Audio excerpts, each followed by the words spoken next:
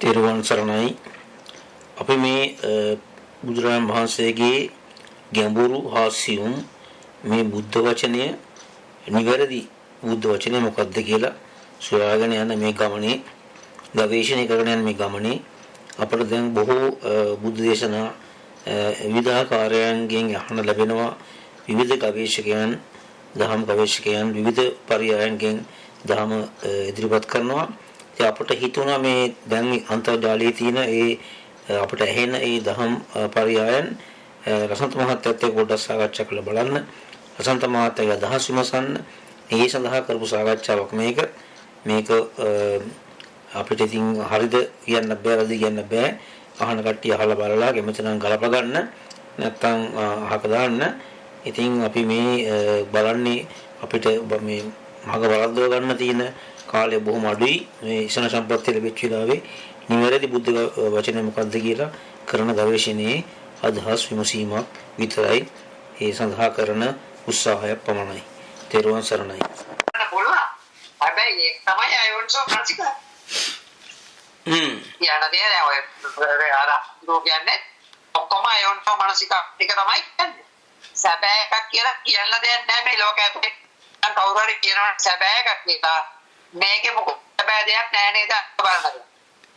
සියල්ල තමයි අයෝන්සෝ මානසිකාර කියලා දැක්කොත් අන්න යා මේ සැබෑ එක සැබෑ දෙයක් ඉන්නවා කියලා කියනවා. ඒ කියන්නේ ඔකේ ඉන්නවා මේ මඩේ ඉන්න මඩ ගෝරුවෙම ඉන්නවා මඩ සතර වෙන අසුරු කරගෙන අන්න නේද ප්‍රඥාවනේ සතර වෙන ප්‍රඥාව අසුරු කරගෙන අන්න හරි මඩ සතරවි ලෝකෙම ඉන්න පුළුවන්කම නැති ඒ කාලේ අපි රාතන් මාසේ විසුණු ලෝකයේ සමායස්ම කියලා කියන්නේ විසුණු ලෝකයේ සමායස්ම කියලා කියන්නේ රාතන් මාසේ මේක අවබෝධ කරගෙන ජීවත් වෙනවා නේ. අනුපති දේශ සෝපති දේශ ඒ කියන්නේ මේ මඩේ හරි කියලා තෝරන්න එකක් නැහැ. ධාම කියලා වෙනම එකක් හම්බ වෙන්නත් බෑ ඉතුරු වෙන්න බෑ. දැන් කෙලින්ම ආදේනව ඉන්න එක මොකක්ද ඒකට ආදායනේ.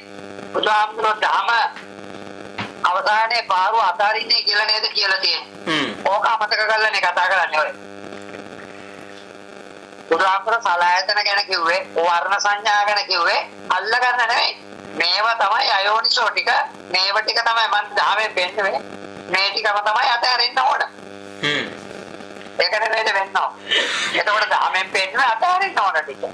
දැන් මේගොල්ලෝ අල්ලගෙන තියෙන මොනවද? අතහැරෙන්න ඕන.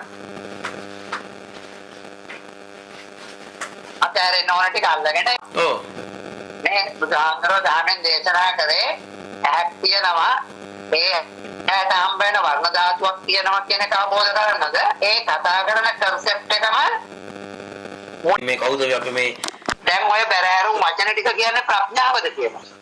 ඔය වචන ඉක්මවා ගියපු තැනකයි නුවණ කියන්නේ. අපි දැන් ඔය වචන වලින් විග්‍රහ වෙන ප්‍රඥාවක් නෙමෙයි අහලා තියෙන්නේ. මානසිකාර නොයදෙන ස්වභාවයක් තමයි ප්‍රඥාව කියන්නේ. එන ටිකක් දාලා හඳුනන්නේ ප්‍රඥාවක් කියලා. ඒකෙන් ප්‍රඥාවක් විස්තර කරන්න හදනවා නම් මම නම් දන්නේ නැහැ කියනවා. එමනම් මේ ප්‍රඥාව ගැන බුදු කෙනෙක් කියන්න ඕනේ නැහැ. එහෙනම් මේ බුදු කෙනෙක් ලෝකෙට පහළ වෙලා මේක පෙන්වන්න ඕනේ. ඔය ඉන්න හොඳ වැඩේකට පුළුවන් මේ මහා ලෝකෝ ධර්ම මේ තියෙන්නේ න්‍යාය දැනුම. ඒකට හැබැයි විග්‍රහයන් සියලු විග්‍රහයන් මානසිකාර ඉක්මවා යන ප්‍රඥාව කියන දැන.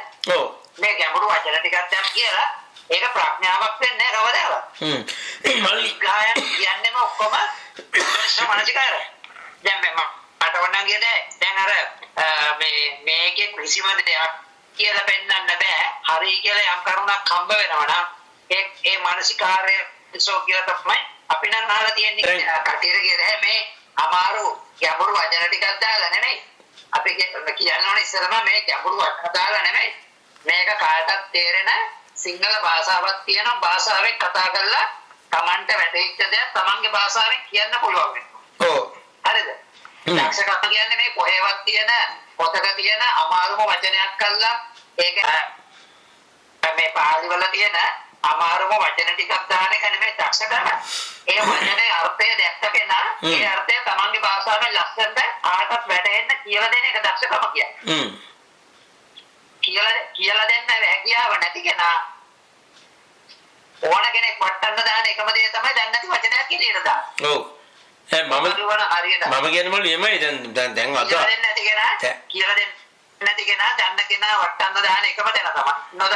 වචනයක් අරගෙන දානවා. මම කියන්නේ මේකයි දක්ෂ කෙනා කරන්නේ ඕන කිසිම ධර්ම ලොකු වචන ගන්න නැතුව ඒකේ සාරය තමන්ගේ භාෂාවෙන් තමන් ඒ කරුණ දැකලා ඒකේ අර්ථය දැකලා තමන්ගේ භාෂාවට පෙරලලා කියන්න පුළුවන් නම් තේරෙන්න අන්න ඒකයි කියන සැබෑ දක්ෂකම. එහෙම නැතුව මේ පාලි වල තියෙන ගැඹුරු වචන නොතේරෙන ටිකක් අරන් ඇදවාන එක මහ ලොකු දක්ෂකමක් නෙමෙයි. මේ මහ ලොකු මේ කියන දන ඔය මිනිස් ඔය කට්ටියට මේ කියන පෙන්නන්න බෑ. මේ කියන දන දෙකපු කෙනෙකුට අරින්න අයියේ ඔච්චර වචන වලින් කියන්නේ නැතුව මේක පෙන්නන්න පුළුවන්ද කියනවා. නිකන් ගැටීමක් වෙනවා මේ කියන එක. දැන් ඔයා දැකලා දැවුවක් කියන්නේ ඔයා දැකලා දැවුවක් මට මේ දැක්ම පෙන්නන්න පුළුවන්ද?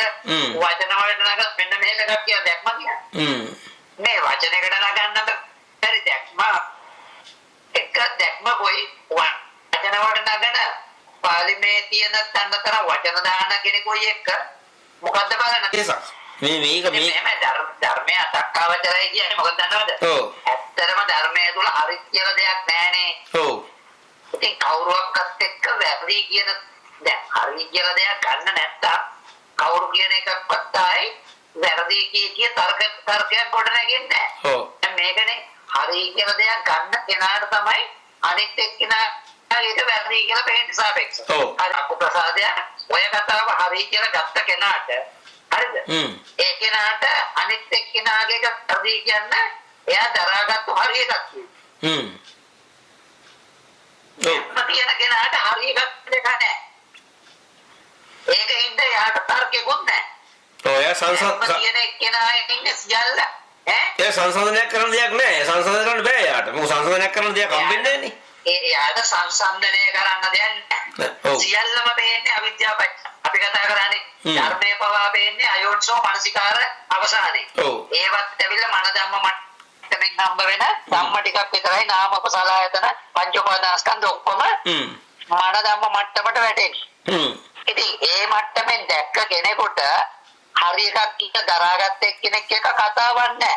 එයා මොකක්ද එයා හරි එකක් මොකක්වත් දරාගෙන නැති ප්‍රඥාවක ඉන්න කෙනෙකුට දරාගත්ත දෙයක් හරිවත් වැරදි කියලා මොකක්ද තාගේ තර්ක කරන්න හැට පදනමක් නැහැ.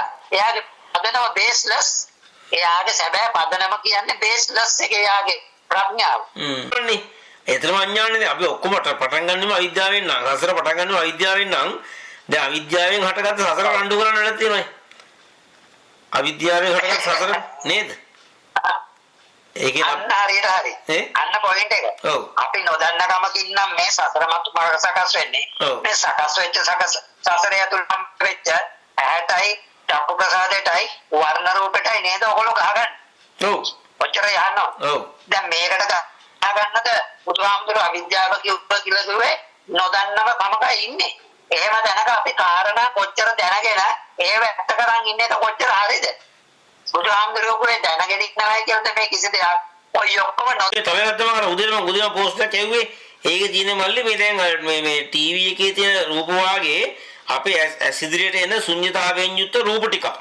ඒක අපේ ඇස් ඉදිරියට එනවලු ඉතින් පේන්නේ නැත්නම් මේකේ ළඟ දුර එයම තමා බාහිර සුඛෝපලාදික ළඟ දුර කියනකොටම ඒ මාන දෙක යෙදලා නම් අපේ දැක්ම තුල ඔක දැක්මනේ මොකද කියන්නේ බාහිරට ඇසු බාහිරයක් තියෙනවා ඒකෙන් එන අසුඤ්ඤ වූ මොනවා හරි පොඩ එන්න මේ රූප ටිකක් ඒ රූප මනස තුලට අරගෙන ඒ ගත රූපේ තමයි උපාදානයට හිත සාසම උපාදානිය මේ කෙනකෙනා සිහි කරගන්න පුළුවන් රූප උපාදාන ස්කන්ධයයි.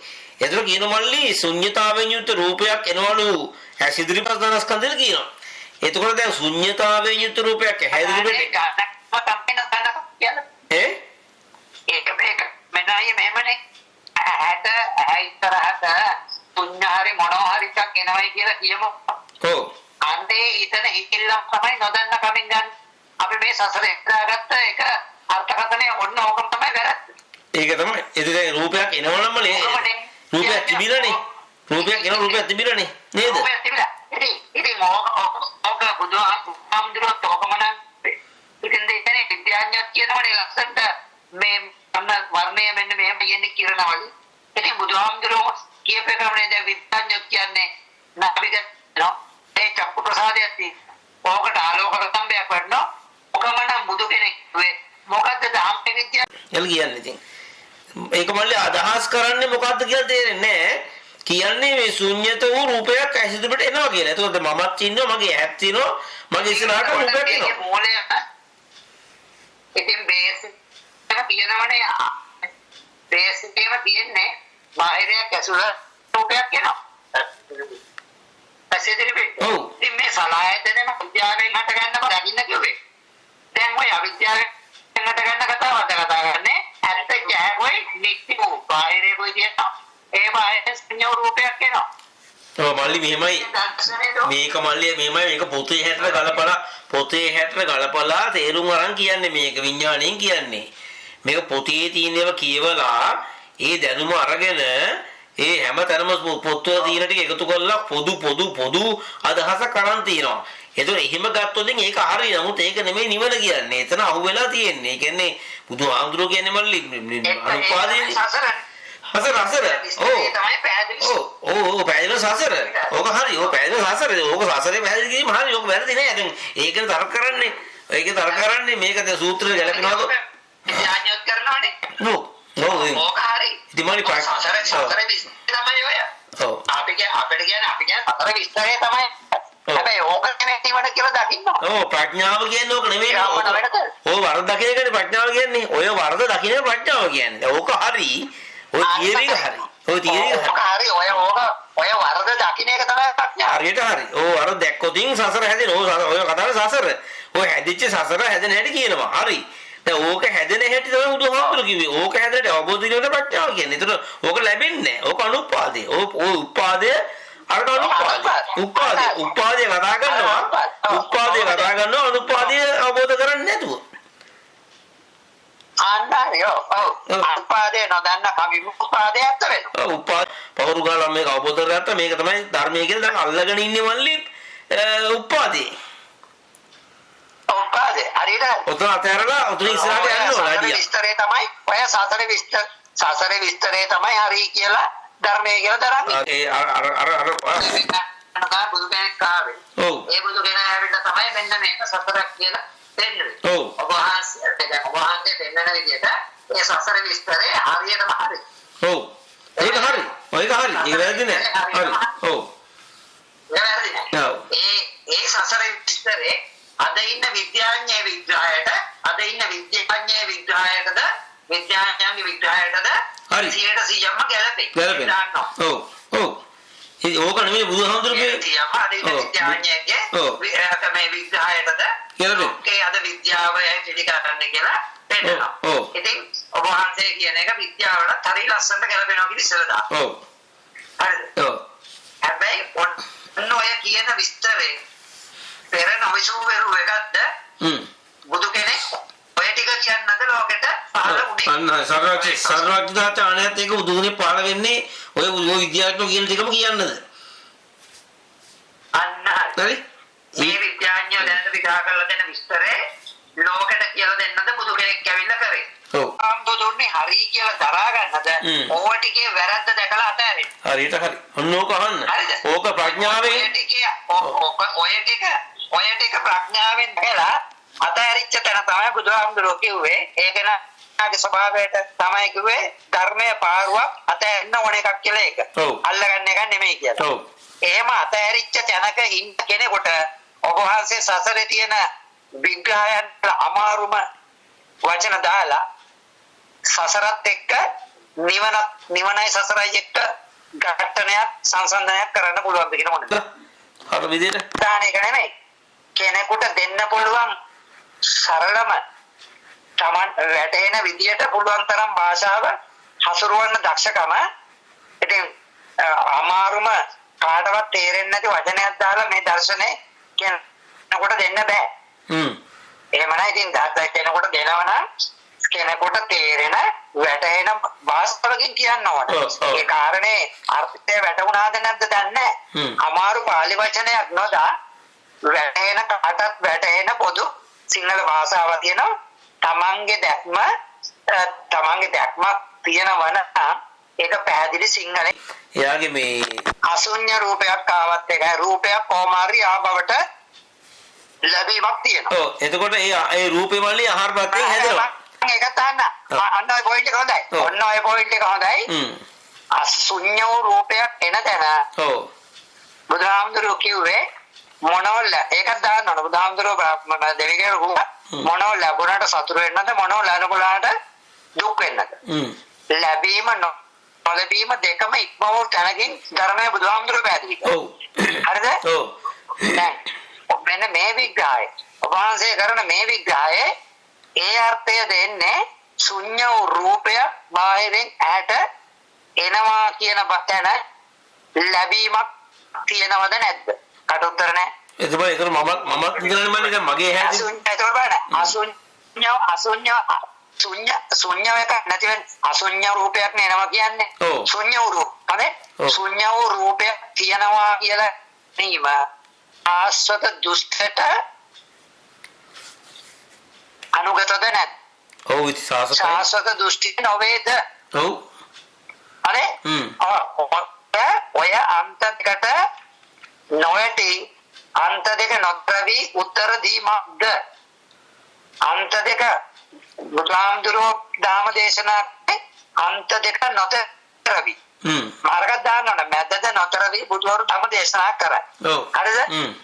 ඒක දාලා යටි අතෝන ශුන්‍ය රූපයක් ඇහැට එන කියන එක ශුන්‍ය රූපයක් සහ නිත්‍ය ලැබීමක් වෙල සාස්වත දෘෂ්ටියට වැටිලා නැ කොමකවලට ගන්නම කියන තැනම තියෙන්නේ ආයතන ගැට ගැහිලා. ඔව්. බුදු කෙනෙක් ඇවිල්ලා පෙන්නේ ඔන්න ඔය ආයතන ගැටේම වැරද්ද කියලා කියනත් ඒකත් කරනවා. ඔව්. ඒකත් පෙන්වන්න ඕන. මම කරුණු කීපයක් කෙටියෙන් දාන්න නියමට පොයි. හොඳ. ආයතන ගැට ගැහිලා නිසාමයි සසර දෙන්නේ. එහෙමයි බුදු කෙනෙක් නම් අපි අහලා තියෙන්නේ පෙන්නේ ආයතන ගැට ගැහිමයි සසර හැදෙන්නේ. ඒ කියන්නේ ඇහිම් පෙන්නපු දේ තමයි හිත දැනගන්නේ කියන එක තමයි සසර. හරිද? ඒකේ ඒ ආයතන ගැටේ පෙන්නවීමමයි බුදු කෙනෙක්ගෙන් වෙන්නේ උනේ ඇත්තටම. ආයතන ගැට ගැසීම. දැන් මේ ගැටේ නම් පෙන්නේ දැන් ඔය ඇත්ත වෙලා තියන්නේ ආයතන ගැට ගැහිම නේද? අපි අල්ලගෙන ඇත්තයි කියලා බාර අරන්. ඒකනේ කියන්නේ ශුන්‍ය රූපයක් එනවා. ඒක තමයි හිතෙන් අල්ලලා දැක්ම මෙවුද? ඔව්. මම කියන්නේ ඒකයි. මේක දැක්කනම් ඔව්. ඔව්. ඔව්. නිකන් මෙහෙම එකක් ඕනේ නැහනේ. අපි සුද්ධකුත් එක්ක සුද්ධගේ ඉංග්‍රීසි සිංහල වචනයි දාගෙන මේක කරන්න බෑ. ඔව්. සුද්ධෙක් එක්ක කතා කරනවා නම් කෙලින්ම සුද්ධගේ භාෂාවෙන් සුද්ධත් එක්ක කතා කරනවා. ඔව්. මම කියන මෙතන බහුතරයක් ඉන්නේ සිංහල. තේරෙන පිරිසක්. පාලි නොතේරෙන පිරිසක් බහුතරය. ඒ නිසා කාටත් මේක වැටහෙන්න නම් තමන්ගේ දැක්මක ඉන්නවා නම් ඒකට සමාන ලස්සනව පැහැදිලිවම සරලම දෙන්න පුළුවන් සිංහල අදහස තියෙන වචනේ තෝරලා දීම තමයි දක්ෂතාවය. කාටවත් නොතේරෙන තේරුම් ගන්න බැරි වචන ටික අද බෑම මේ ලොකු දක්ෂකමක් නෙමෙයි. ඔව් ඒක අනිත් එක තමන්ගේ නොහැකියාව වහගන්න ලොකු ප්‍රොෆෙසර්ලා ලොකු වචන තා. ඔව් ඒක වැඩක් නෑනේ. ඒක වැඩක් නෑ.